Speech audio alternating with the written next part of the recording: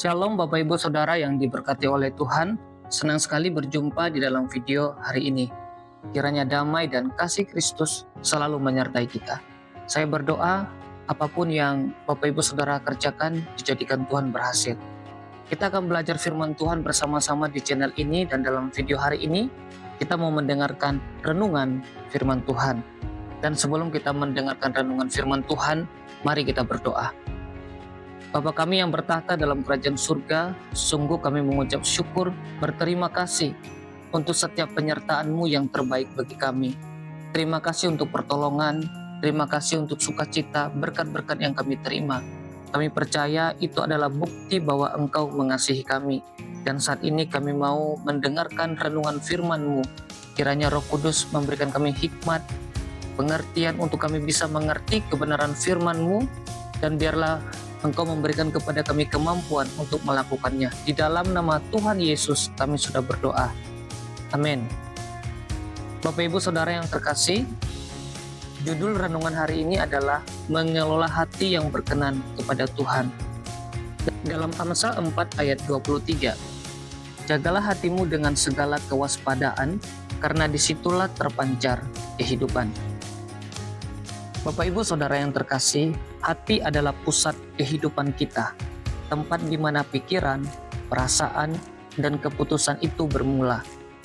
Ketika hati kita tidak terjaga, kita bisa mudah tergoda, marah, arogan, atau tenggelam dalam kekecewaan. Sebaliknya, hati yang terkelola dengan baik memancarkan kehidupan yang memuliakan Tuhan. Mari kita belajar bersama-sama beberapa cara yang dapat kita lakukan agar dapat mengelola hati sesuai dengan kehendak Tuhan. Yang pertama, menjaga kemurnian hati. Dalam Mazmur 51 ayat 10, Daud berdoa, "Jadikanlah hatiku tahir ya Allah, dan perbaharunilah batinku dengan roh yang teguh." Kemurnian hati dimulai dari keinginan untuk hidup dalam kebenaran. Dunia menawarkan banyak hal yang dapat mencemarkan hati kita, keserakaan, iri hati, atau dosa lainnya. Namun kita dipanggil untuk menjaga hati tetap murni dengan berdoa, membaca firman Tuhan, melayani sesama, melayani Tuhan, dan menjauhkan dari hal-hal yang tidak berkenan kepadanya. Yang kedua, melatih hati untuk bersyukur. Rasa syukur adalah penangkal terhadap kebiasaan hati yang mudah mengeluh atau iri hati. Dalam 1 Tesalonika 5 ayat 18 dikatakan, "Mengucap syukurlah dalam segala hal, sebab itulah yang dikehendaki Allah di dalam Kristus Yesus bagi kamu." Ketika kita melatih hati untuk bersyukur, kita belajar melihat kasih karunia Tuhan dalam segala situasi, bahkan di tengah tantangan. Bersyukur membantu hati kita tetap tenang dan percaya bahwa Tuhan bekerja dalam segala sesuatu untuk mendatangkan kebaikan. Yang ketiga, membebaskan hati dari kepahitan. Sakit hati atau kepahitan dapat menjadi beban yang menghalangi damai sejahtera Tuhan. Firman Tuhan berkata dalam Efesus 4 ayat 31-32, "Segala kepahitan, kegeraman, kemarahan, pertikaian, dan fitnah hendaklah dibuang dari antara kamu. Demikian pula segala kejahatan. Tetapi hendaklah kamu ramah seorang terhadap yang lain, penuh kasih mesra, dan saling mengampuni, sebagaimana Allah di dalam Kristus telah mengampuni kamu." Belajarlah mengampuni. Belajar mengampuni itu pun memang tidak mudah. Tetapi Tuhan telah memberi kita teladan di dalam Kristus.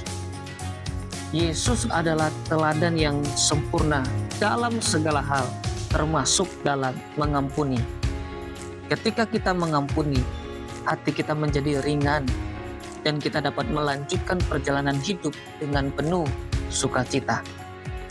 Yang terakhir, membiarkan Tuhan memimpin hati kita.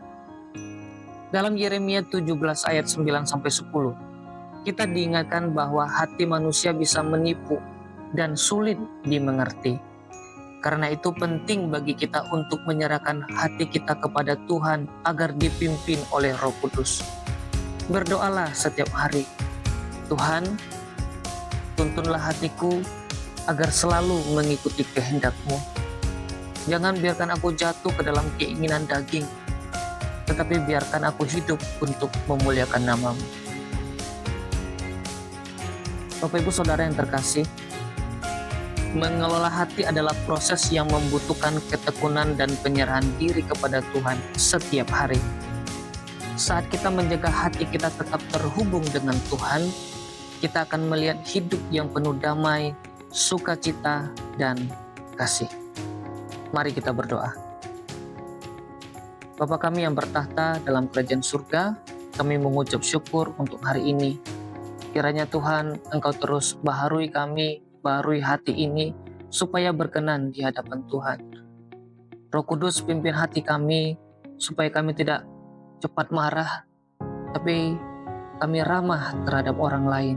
Terima kasih, dan biarlah hidup kami senantiasa menyenangkan hati-Mu. Di dalam nama Tuhan Yesus kami sudah berdoa. Amin. Bapak Ibu Saudara yang terkasih, sampai jumpa di video renungan kita selanjutnya. Tuhan Yesus memberkati.